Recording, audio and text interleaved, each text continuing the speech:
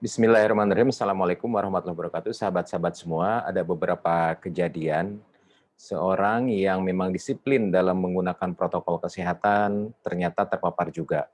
Kemudian juga ada kejadian di daerah tertentu setelah ada event-event tertentu ternyata terjadi penambahan kasus COVID-19 ini. Nah, dari berbagai macam tracing yang pernah kami lakukan di daerah, kemudian dari beberapa jurnal yang pernah saya baca juga, ada yang disebut dengan titik lemah dan titik lengah pada orang-orang yang padahal kalau kita perhatikan mungkin orang tersebut paham dan sehari-harinya itu ketat dalam menjaga protokol kesehatan. Nah, apa saja titik lemah dan titik lengah itu yang menjadi jalan penambahan kasus COVID ini, kita akan coba telusuri satu persatu sahabat-sahabat semua. Nah, kalau kita perhatikan, satu adalah titik lengah. Ketika seseorang bertemu dengan koleganya, teman akrabnya, atau misalnya adiknya, kakaknya dari kota lain, begitu ya, beranggapan bahwa, ah ini kan adik, ini kakak, ini ibu, gitu ya. Ini juga misalnya saudara, begitu. Ini juga teman akrab.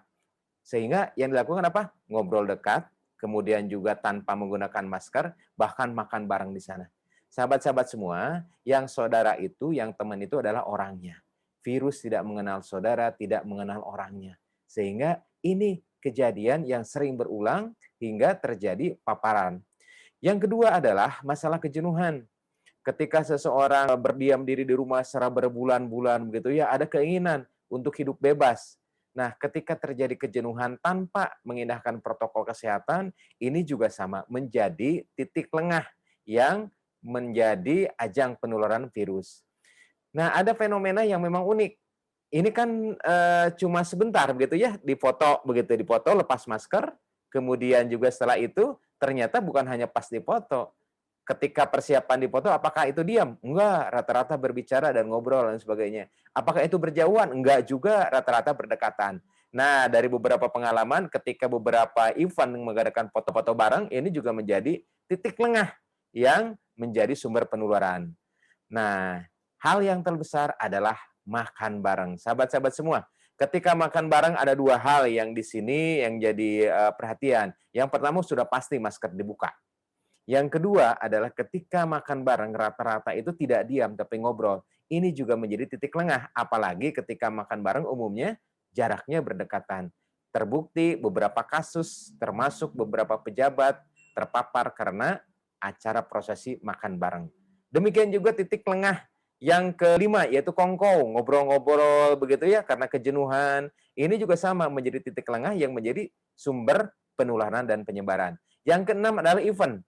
Ketika ada acara tertentu, apakah itu acara umum, apakah acara keagamaan, apakah hajatan, ini di beberapa daerah terbukti telah menambah penyebaran dan penambahan virus corona ini. Nah, yang selanjutnya adalah ketidaknyamanan. Jadi, ketika seseorang menggunakan masker merasa tidak nyaman, gitu ya, kadang-kadang dibuka, begitu. Ini juga menjadi titik lengah yang menjadi salah satu ajang penambahan kasus. Yang berikutnya adalah titik lemah, sahabat-sahabat semua.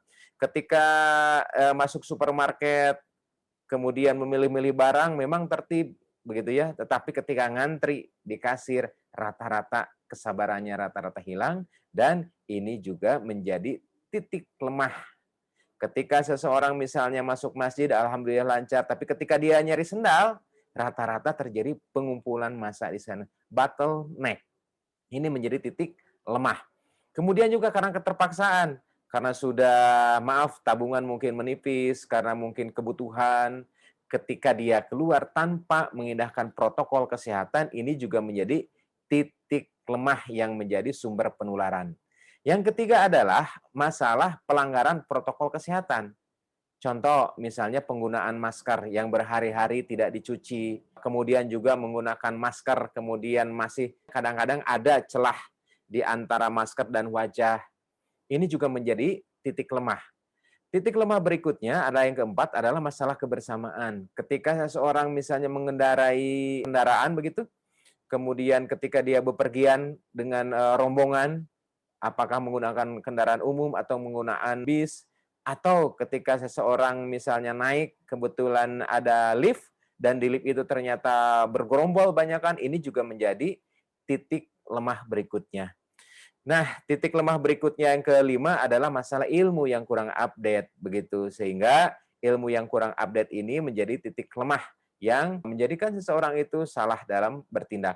Titik lemah berikut adalah masalah imunitas diri. Ketika seseorang mempunyai sistem pertahanan tubuh yang lemah, ini akan memudahkan orang tersebut untuk terjangkit virus SARS-CoV-2 ini yang mengakibatkan COVID-19. Nah, titik lemah yang ketujuh adalah kelelahan. Apakah itu kelelahan fisik atau kelelahan batin atau kelelahan mental yang tidak diimbangi dengan istirahat dan masukan energi. Itulah 7 titik lemah dan 7 titik lengah.